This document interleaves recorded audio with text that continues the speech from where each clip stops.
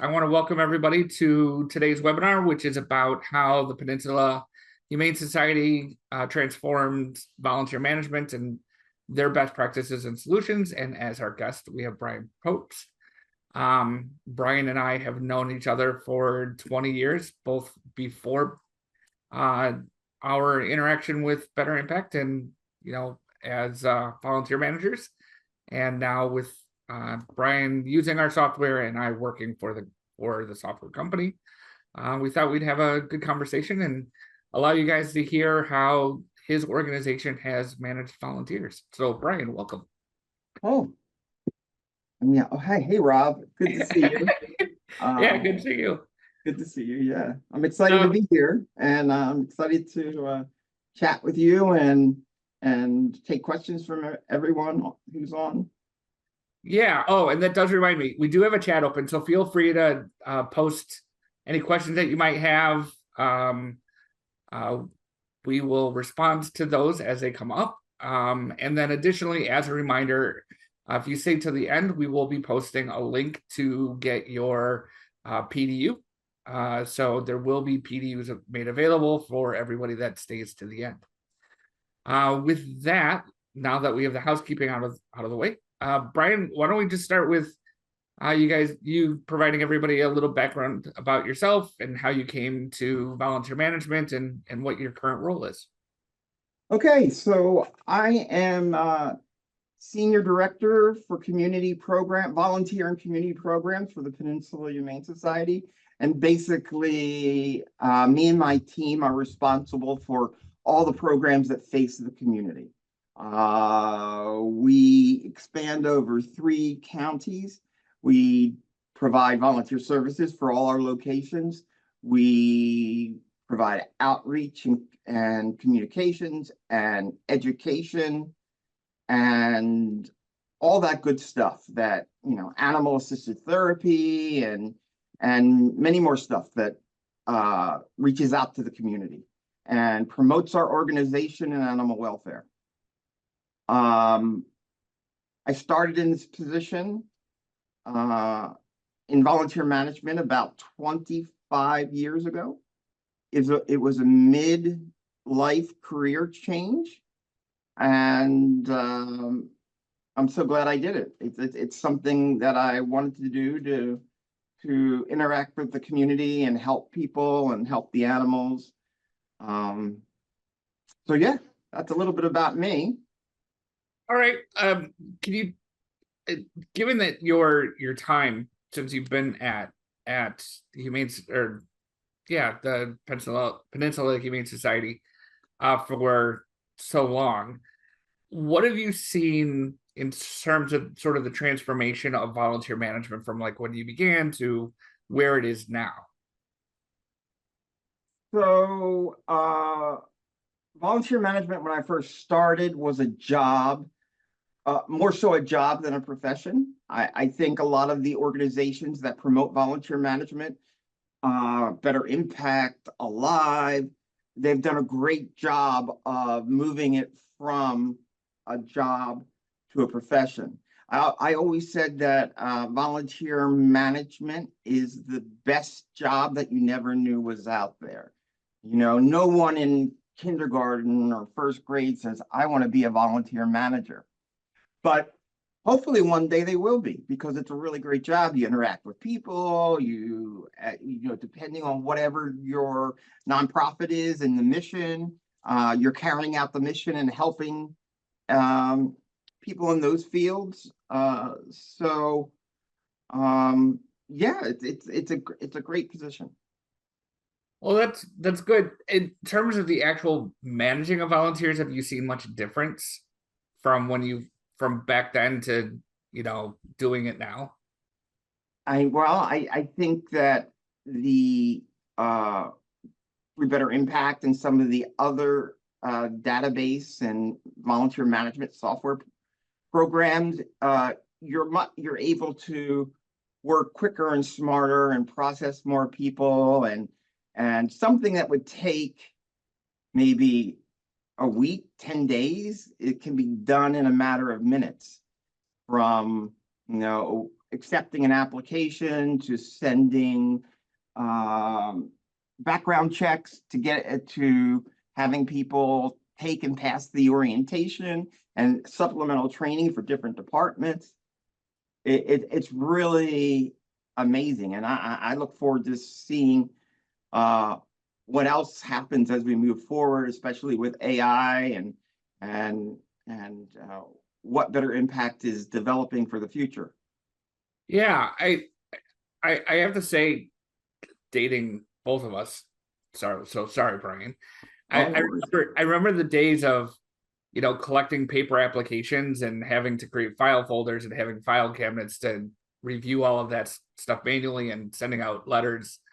I think you're right. Technology has definitely helped increase both the review of data and the information that we're collecting to the communication processes on helping facilitate it, or helping facilitate those communication processes. Have you ever seen, for your volunteers, what their or from your experience, how your volunteers see the sort of the adoption of software in terms of managing themselves in their day-to-day volunteer experience? Well, I think that volunteers, I think in 2025, volunteers really appreciate being able to go online in the comfort of their home, fill out an application, and then see what happens. We get thousands of applications each year. Some people are serious, some people aren't. It doesn't matter. We just have all that information. In 2023, we made the decision that if a volunteer could not process through with the application and use better impact, that unfortunately we would not be able to work with them, because it's how we do everything. It's how we communicate with volunteers. It's how they schedule. It's how they see notices. It's how they see their scheduling. It's how they log their hours. So we had to make the hard decision that unless you're able to go online and use the software, that unfortunately we'd not be able to have you volunteer with us. And for the most part, I would say 99.9% of the time, it's not been a problem, especially living here in the Bay Area, where everyone is so tech savvy. There's just a few people that unfortunately end up being excluded because they're either not tech savvy or they don't have a computer. Okay. There's this has definitely prompted some questions, so bear with me as I go through. One question was, do you have neurodiverse volunteers? What do we have? I apologize because my mouth is not working. Okay. Neurodiverse volunteers. So neurodiverse. Yes, yeah. We do. Yes, we do. And, so and how we work with neurodiverse volunteers is through whatever organization they're working with, and they come in groups, and then they'll work with cats, socializing cats, or walking dogs. It just depends on, or actually we're volunteering in our thrift store to straighten clothing. So if a neurodiverse volunteer is able to go through the world doing things for themselves, then we can bring them in as an individual volunteer. If they need help and they're working with a group, then we will work with that group to onboard everyone. Okay. All right. Along the same lines of your comment about making the decision of 100, that using the software was a requirement to becoming a volunteer. When you made that decision, did you ever see a drop in the number of volunteers in your organization, or moving away from being paper to being technology focused? Was there ever a time where you had a drop of volunteers and a loss of volunteers because of that? No, no, not at all. In fact, way back when I first started here in 2021, um, I'm sorry, not 2020, 2001, Yep. it was all paper. And so it was slow and it took time. And then as we subsequently brought on Better Impact in 2010, we still took um, paper applications, and but they were few and far between. And so most people were able to use the computer. And now in 2025, it'd be one or two people the entire year that might be excluded. But Okay. we've never had a drop in volunteers. Okay. There was a subsequent question. Do you? And I'm gonna modify the question. So please forgive Mhm. me um for the person that asked the question originally. So do you have seniors that volunteer? And if you do, was there any difficulty in getting them to adopt and or use the software? Um, we do have seniors. We have a lot of seniors who volunteer. I think that we're very fortunate that we live in the Bay Area where everyone is so tech savvy. Even many of the seniors that are volunteering with us now worked in tech before they retired and came to volunteer for us. Um, so we don't have a lot of issues with volunteers. Is that the question you asked me? I'm going off Yeah, on a tangent. yeah, no, no, no. I think that that's a great question. Let me just follow up with that. Do you find, and I think that this gets to the larger question. It is true you live in San Francisco, so there's probably a higher level of tech savviness, but I know through my experience, we see organizations get all manner of variety of volunteers being able to adopt the software. What would be your recommendations of helping get volunteer buy-in and using the software? I It's going to sound a little harsh, but we just ripped the Band-Aid and said, this is how we're doing it. And we also provided training to people who needed help when we first transitioned into Better Impact. Yep.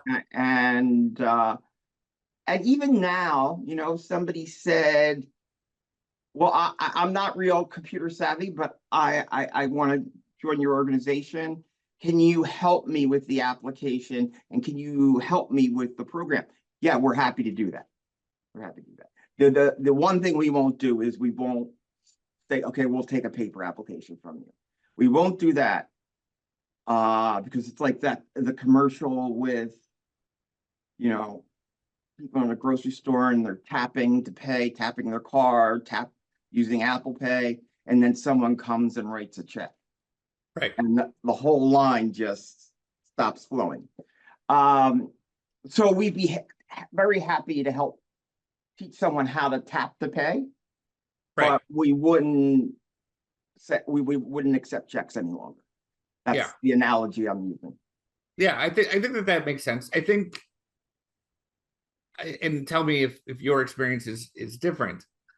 My experience when I implemented the software before I came to Better Impact was clearly communicating sort of the expectations of what it was, providing training and support and explanation and helping people get over their fears of something new and just setting the expectation and making it clear that this was going to be the way that things were going to be done. Mm-hmm. And more often than not, when people felt like they understood what was expected of them and that they were given the resources needed, that most people were willing to try and learn versus just jumping ship. And my experience in working with other organizations, it seems like that is the fear that organizations have, that we're going to do this and therefore our volunteers are going to leave. And I've not found that to be the case, and it sounds like you've not found that to be the case either. We didn't find that to be the case. And in fact, we transferred to Better Impact in 2010. And like, as I said, we gave training courses and provided support. And over the last 15 years now, people just go to our website and follow the links and apply. Yeah. It's just very, maybe one or two a year people where they say we're not computer savvy. Yeah. Okay. So Well, the transition was very smooth, and we didn't lose any volunteers when we transitioned because we were there to help them and assist them. okay. Yeah, I think we've covered this pretty well. Before I switch to another question, change gears, that moves a little further away. There was a question, and I just want to find it. Well, actually, this is actually a good question. How many volunteers do you currently have that are actively involved with your organization right now? About 1,100. Okay. Someone was asking that. And then we had more before the pandemic. And then because of the pandemic, we structured in different ways. We lost maybe 30% of our volunteer force, and then we built it back up. But at pre-pandemic, we were at about 1,500 volunteers. okay, wow, that is a good, healthy number of volunteers. Okay, I'm going to change gears really quick, because obviously this is more than just, getting volunteers involved. This is the wider scope of your volunteer management experience at the Humane Society. Someone's just asking what your processes were about screening. Like, do you require security, like police checks or health screening? And I'm just going to add on to that. How are you tracking that if you are? Okay, so one thing about volunteering here is you do not need any experience. We will train you. Most of the positions, we screen the applications and we compare them to our database. And in our database, it would have a list of people who we would not adopt to or who have surrendered animals to us before. So that might preclude them from becoming a volunteer, depending on what that information was. But that's the screening. We have the questions, and we review the questions with each application, and that's how we screen. Depending on what the position is. So if it's our pet assisted therapy program where they're working with elderly at-risk populations, or our education program, or our reading to dogs program where they're working with at-risk children, then we require a background check as well. And that's really great because it's integrated right through Better Impact with Sterling volunteers. Just a click of a button. That does make it a little easier when yes, that's amazing. Yeah, gone are the days of sending faxes with signed signatures to your background company. Yes. All right. There was another question. Let me try to find it. Oops. So many people jumping in, which is great. Going through sort of the life cycle. So we've talked a lot about sort of your screening and your application process. I'm going to ask you, can you just give sort of an overview of what the volunteer engagement life cycle is for your volunteers and how you manage that? Where the question goes to is, how do you recognize your volunteers so that they know that they're valued and that the work that they're doing is important?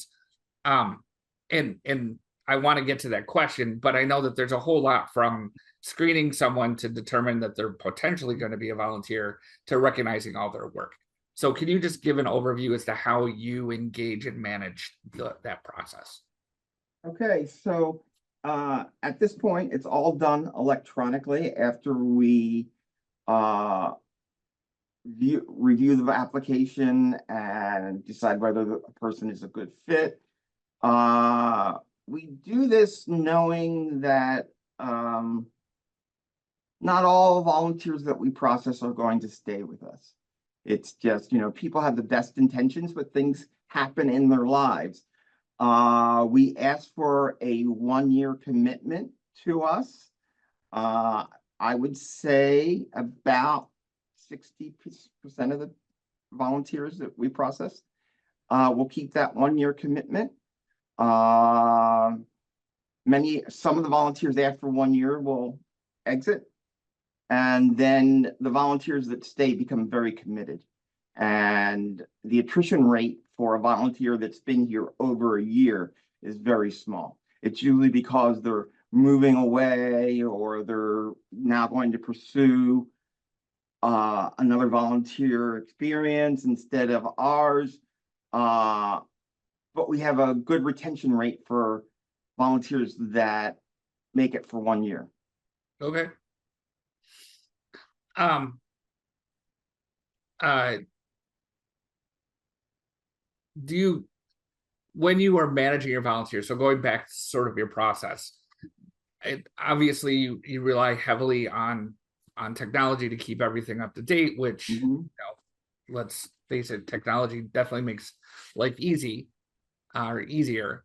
But do you provide training and either initial training or ongoing training, how you track performance, how do you handle those kinds of things? And it doesn't necessarily need to be specifically technology focused, but just generally, what is the approach at the Humane Society for you guys? So we bring people into the volunteer program very similar to what our human resource counterparts bring staff members into Peninsula Humane Society. We recruit them, we interview them, we decide whether we're going to hire them or not. We hire them, we place them in the individual departments. Then it's up to the individual departments to provide specific training and oversight. And in theory, while a volunteer is always connected to volunteer services through communication, if the volunteer is doing well, volunteer services doesn't have a lot of interaction with them. Okay. It's all with the different departments. We have, I don't know, I think we have about 22 different departments. And Wow. so the volunteers get shipped, depending on what they choose, what's working for them, they get shipped to those departments. And then it's up to the managers of those departments to oversee those volunteers and train them. And then we get involved again if there's an issue with a volunteer or a volunteer is unhappy with a staff member or something like that. Okay. Um, sorry, I'm just I'm amazed at the number of departments that you are filling for your volunteers.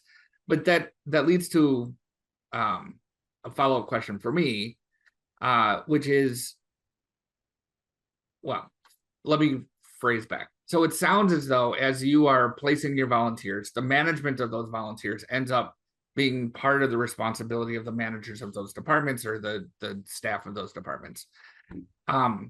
That sounds to me as though you have a strong buy-in from the paid staff and the organization of the inclusion of volunteers in your programs. And how did you get your organization to buy into the philosophy and the value of the importance of volunteer contributions? So I've worked over the years providing different types of workshops for staff members, different types of guidance of how staff members can manage their volunteers. We try to bring them in and the department managers manage them like they manage their employees. They're assigned jobs, they're on the schedule, they're responsible to show up and do that job. But because we've been set up that way for so long, that's how I set it up when I first came here. We have 100% buy-in from our departments. Also, I did see a question, and I'll tell you, we have 3 people in the volunteer services department, 3 paid staff. There's me, who's responsible for volunteer services, but many other community programs.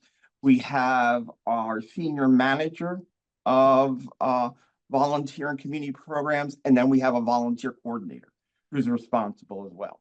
So we all work together in conjunction to service the volunteers and place them in the appropriate departments. Okay.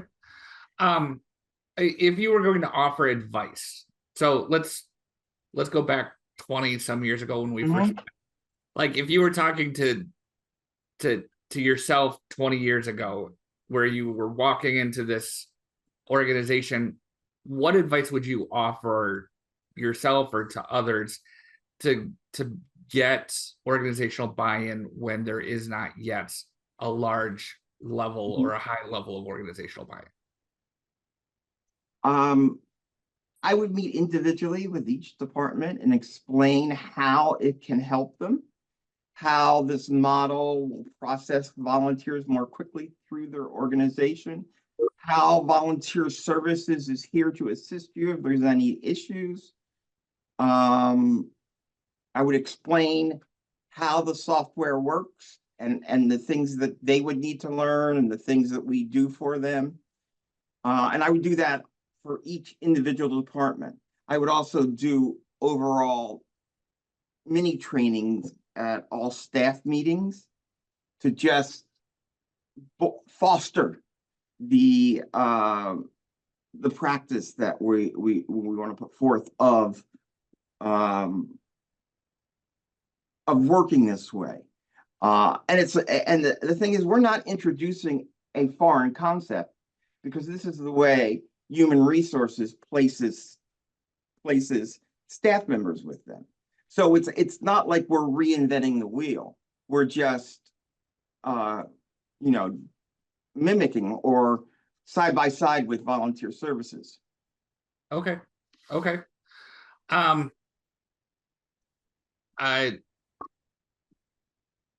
Feeding off of that, there was a question that, do you have volunteers that help you with the admin support in your office, or can 3 staff really do all of the work that is required? And I'll just broaden it to, do you incorporate volunteers within the volunteer department in general? So we don't incorporate volunteers. So, okay, let me go back. Years ago, when it was just me, I incorporated volunteers into the volunteer services department. So I had volunteers that helped process volunteers, help do orientations that were in person.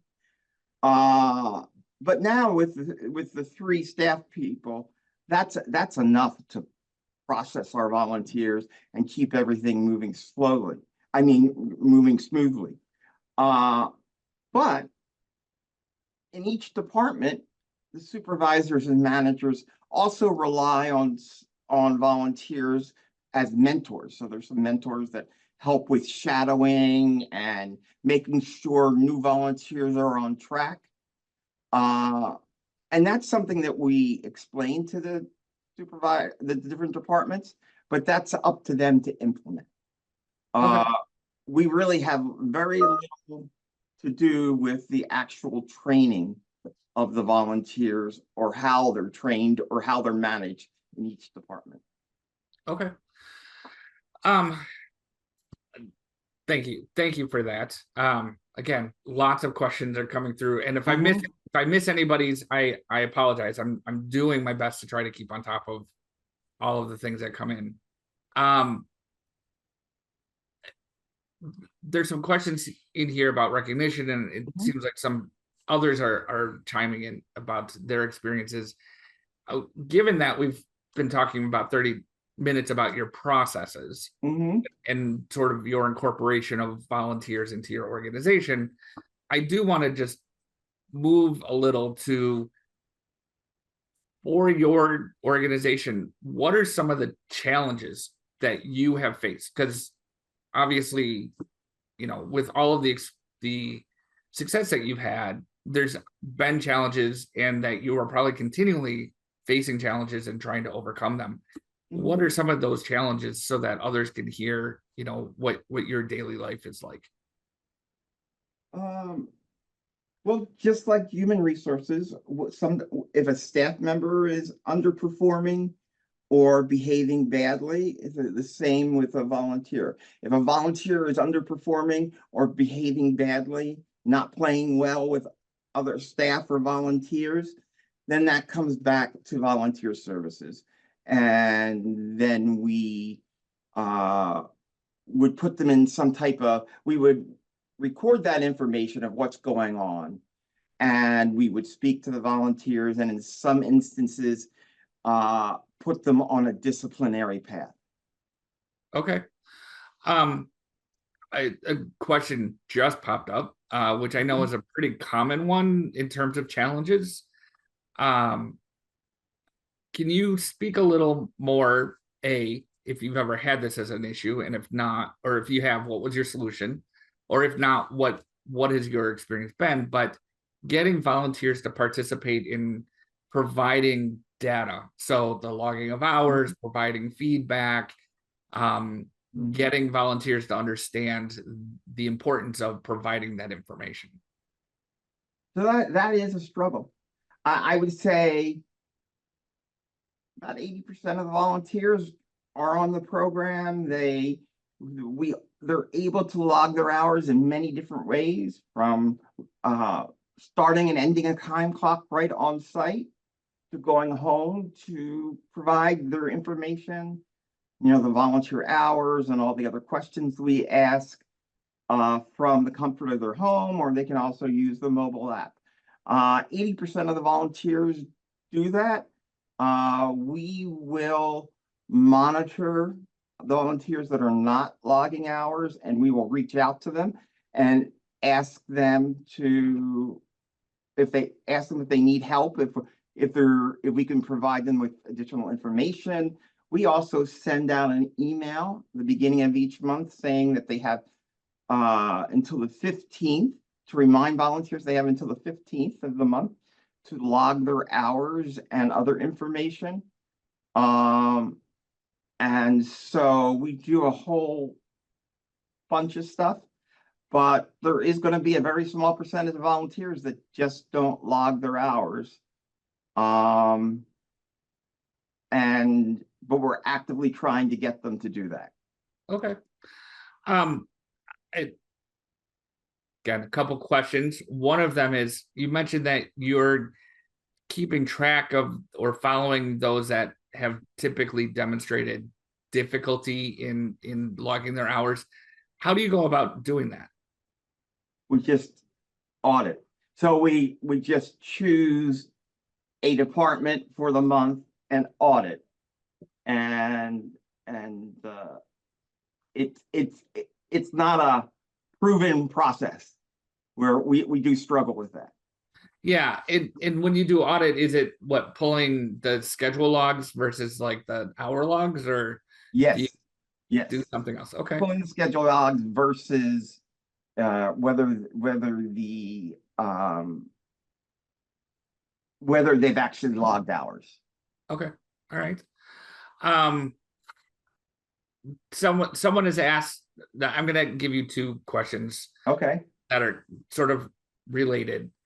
When it comes to issues related to policy violation or procedural organizational Mhm. issues, um, does the HR department, do you work in conjunction with the HR department, or do you handle the discipline of those volunteers solely in your office? And then related to that, someone has asked if you could provide a little more clarification as to what your disciplinary path is.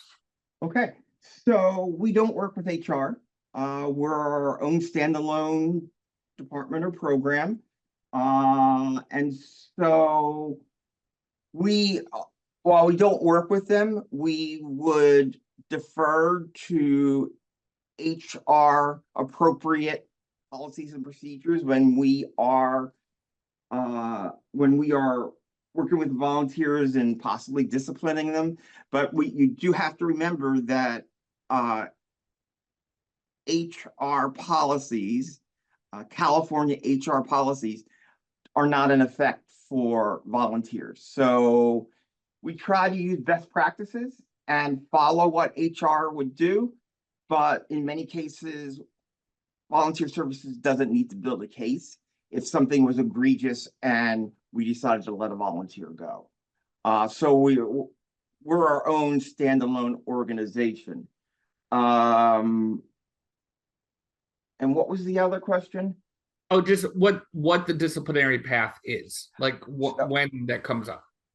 Yeah, so the first thing we usually do is just have a conversation, a verbal conversation. We document that in the notes in Better Impact. We also have a volunteer progress report. So if there are issues that fall into the volunteer progress report, we will provide that to the volunteer, give them a certain amount of weeks or months to correct that issue. We document. And there was one other thing that I'm now blanking on. I'm sorry. That's okay. We're putting you on the spot, and so sometimes I know that 2 questions from now it'll come to you, and we can share then. And coming back to this, before we move on to sort of the next topic, there, coming back a little, someone did ask, what is the impact of logging the hours in your data integrity? I guess there's some question as to sort of what the value of the hours and the information is that you collect and how that impacts your organization. Okay, so we use the information to value our volunteer program. The hours that we track are used for our development department to write grants. We provide that information to our board of directors so they can value the volunteer program as well. We have different ways of capturing it. Like we ask that volunteers log their hours by the 15th of the month for the previous month, but some volunteers don't do that, and we catch up to them through auditing. And then at the end of the year, calendar year, we will pick up all the hours that hadn't got logged from our interactions with volunteers saying, hey, you haven't logged your hours, please go in and log them. So we catch them in several different ways. We use it really to value our volunteer program and for grants and for the board. We use the independent sector to determine the value of a volunteer hour. So we go on there and we use the California value, which is a little higher than the national hour. Okay. Little higher than the national. Have you found, do you find that translating sort of the hours volunteers have contributed to the organization into a dollar value helped your case with getting buy-in from the staff and from the leadership of the Humane Society and understanding the value and the importance of what the volunteer office does? I don't think that it's just another point of information. Okay. It doesn't do anything for us other than just another point of information that we're able to provide them. Okay. All right. This is a better impact specific question Mhm. for you guys. When you're called out to help shelter animals during disasters, Mhm. do you use Better Impact as a sign up tool for shifts at pop-up shelters? If so, or if not, what do you use? So we actually have an emergency response team of volunteers and staff that are trained to activate in an emergency. We usually will use Sign Up Genius, something very, because the shifts are can change, and it's very easy to activate and send a link to people. So that's usually what we use for an emergency or disaster. However, if we in Southern California, there were fires now, and if we were to bring animals into our shelter, then that would fall under animal care and not really emergency response and disaster. And then they would use the Better Impact schedule. Okay.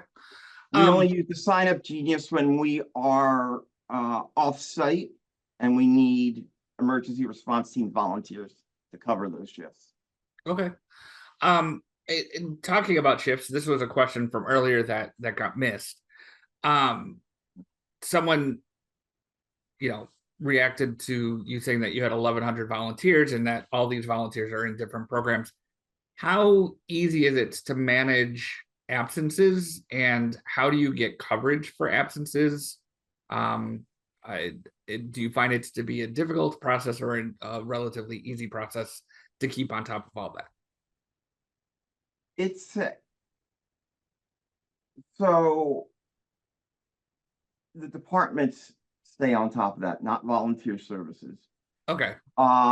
It's an easy process in some respects. Other respect, it's an individual basis, really. Yeah.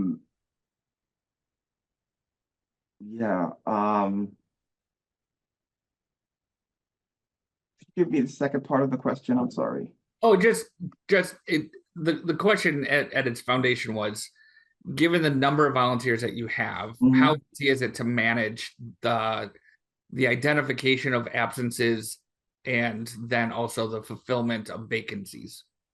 Okay. So we don't do it in all departments, but in one department, which is our wildlife rehab, if for some reason people take themselves off a schedule, we'll send out an email to the wildlife volunteers asking them if they can come in and fill those shifts. Okay.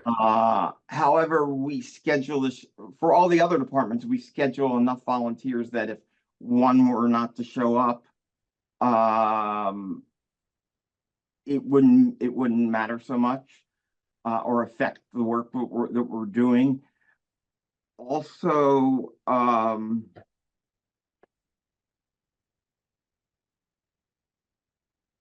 yeah, I think that's all I'm going to say about that.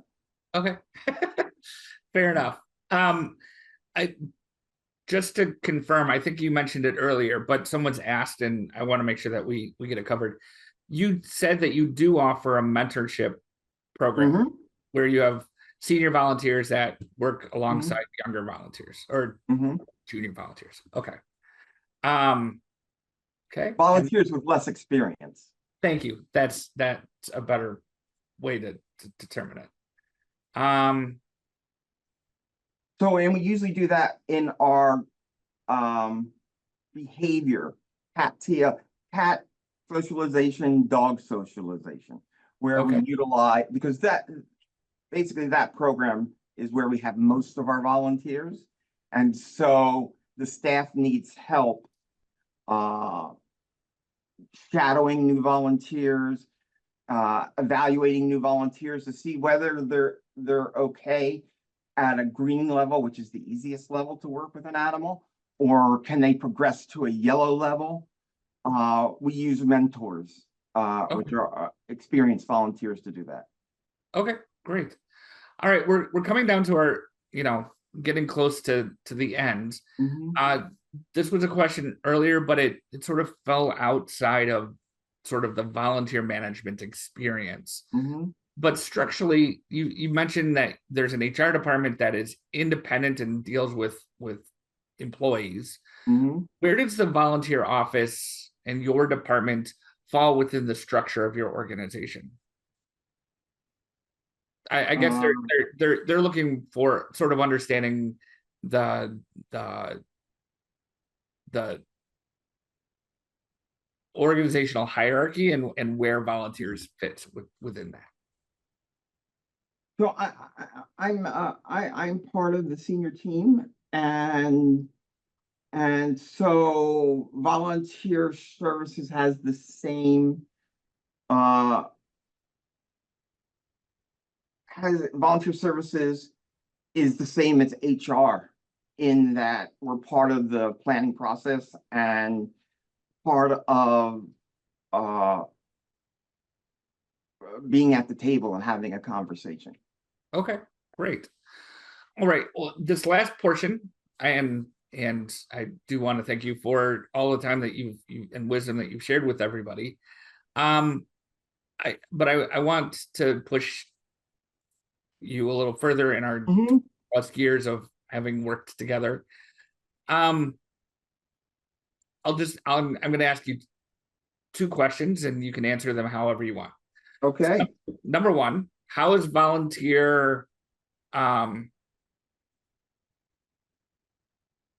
yeah, I'm going to break it up into two pieces. How is volunteerism, volunteer engagement, and the use of volunteer impact made a difference in your life and career? So, sort of your professional trajectory, and then the incorporation of tools in that. And then the other would be, what advice would you give to people thinking about becoming volunteer managers? I don't feel that in 2025 um, volunteer management would be successful without professional tools. Yep. It's really important um, to use these and basically have adequate coverage. I mean, um, if you're a volunteer manager who's out there all by themselves and have so much to do, um, recruit volunteers for yourselves to assist you, and and that will help you to have the volunteer department to have the most impact. It actually allows you to basically expand what you're able to do. Um, so that would be my advice: is if you're a small department and you're feeling overwhelmed, uh, look for volunteers to assist you. But also, when you look for those volunteers, make sure that you're that it's a good fit with you. It's really important when you're finding people to work with you directly. Um, and then I think volunteer management, you have to be a people person. You have to enjoy working with people and helping your organization. I really think um, as a volunteer, to really get personal satisfaction, you need to really believe in the organization you're working for. Um, because you're out there talking about it and recruiting people for it. Um, so I think that's really important. So really choose an organization that you're passionate about. Okay. Yeah. Awesome. Um, there. Sorry, I'm just going back one more time. Oh, so so first of all, thank you for providing that information. We're down to our last about 5 minutes or so. There's a couple questions that are coming out that I just want to make sure that get covered. For anybody that asked a question where we missed it, please feel free to repost it. It'll save me time from scrolling. But one person asked if you have your volunteers track their own hours, and I believe the answer to that was yes. Yes. And yes. do you limit it to a particular way of logging hours, or which approaches of logging hours do you use? So currently we use whichever method, volunteers can use all the methods that are offered by Better Impact to log their hours. Okay. So we don't have a preferred method. It's whatever is easiest for the volunteers so they can log their hours. Okay, great. And I see a question that keeps coming up about appreciation. oh yeah, go ahead. And I want to give something. We use badges. Someone asked if we use badges, and we use badges for people's accounts. And we have a volunteer superstar badge. And basically, a staff member can nominate a volunteer to get a volunteer superstar badge. The best thing is it's all free of charge. It's all goodwill. We've designed these badges and we send out an email to the volunteer. It doesn't go to all staff members, but it would go to every staff member who is in the department where the volunteer is helping out. Say, for example, Sam went above and beyond by helping me grab a dog that was being difficult out on a walk. Thank you so much, Sam. So what we would do is we'd say, X person has nominated you to be a volunteer superstar, and this is the reason why. That would be sent to Sam, and it would be sent to everyone in that department, not volunteers, but staff members, so they can recognize them. And then it becomes a badge in Better Impact. All of that is free of charge, and yes, it builds goodwill. Okay, great. Sorry, they keep flying through, so doing my best here. We're going to take a step back and going to scheduling. Someone just asked how you meld your the schedule and Better Impact with the scheduling of your paid staff in the departments. Do you use separate systems? Do you incorporate your staff in scheduling their time in Better Impact? How does that work? We don't. So staff has their own schedules that's determined by their supervisors or managers, and then the managers of the department decide when they need volunteers. Okay. We most of the time, volunteers are coming in and supplementing what staff does. So rather than working in conjunction with staff, the behavior department is evaluating. I'm just going to use the behavior department is evaluating dogs or cats to see what level they are, whether they should be placed up for adoption, and then we rely on our volunteers to separately socialize those animals, get the dogs out for walks, socialize the cats. So they're doing their own thing while staff is doing their responsibilities. And they're really two different things. Awesome. All right. Well, thank you for answering all of these questions. I know that, taking your time out of your day is for any volunteer manager, time is of probably the most critical resource that we have, so, and the most limited. Again, thank you everybody for attending, and Brian, it's always good talking to you and catching up, and we don't do it often enough, so good seeing you. Yeah, good seeing you, Rob. Yeah, so everybody, thank you so much for attending, and we look forward to hearing from you all shortly.